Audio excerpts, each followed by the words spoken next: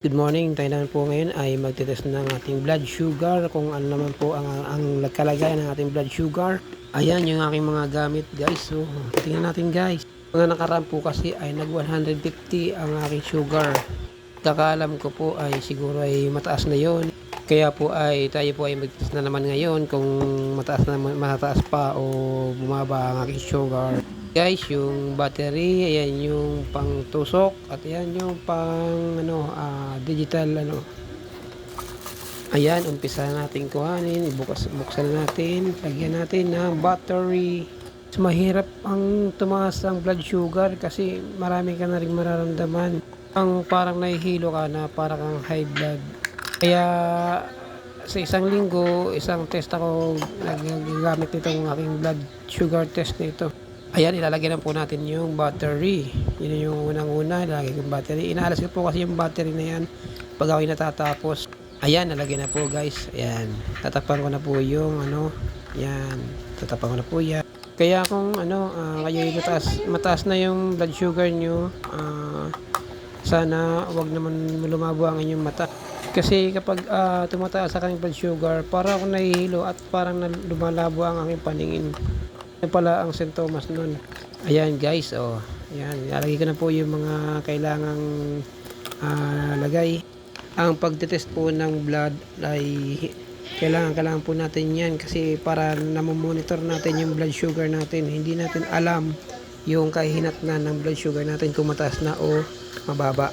O gumawa ng video ito para makita nyo naman kung paano ko gagawin yung pagtetest ng blood sugar.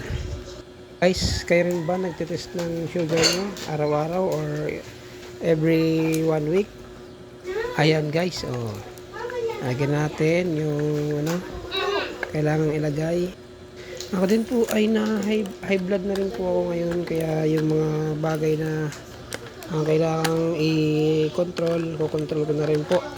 Kasi ang blood sugar at ang high blood ay parang magkasama na po yan. Alalaman guys kung bumaba ang aking blood sugar kasi nung isang linggo ay nag 150 yung aking blood sugar. Yun po ay ang pagkakalam ko po ay yun ay mataas na.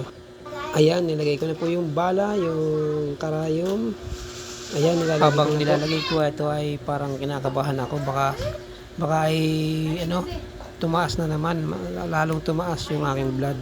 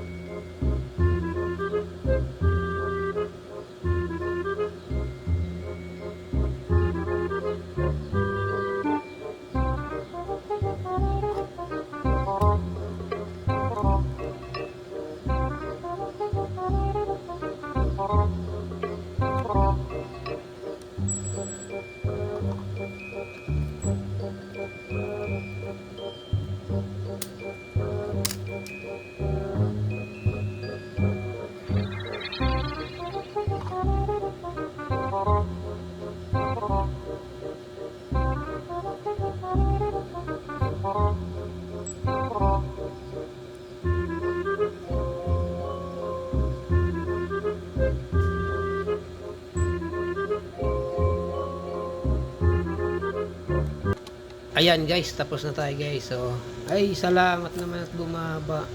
Ayan, mababa na po ang aking blood sugar. Ayan, maraming salamat sa inyong panonood. Ayan po, mababa na ang aking blood sugar.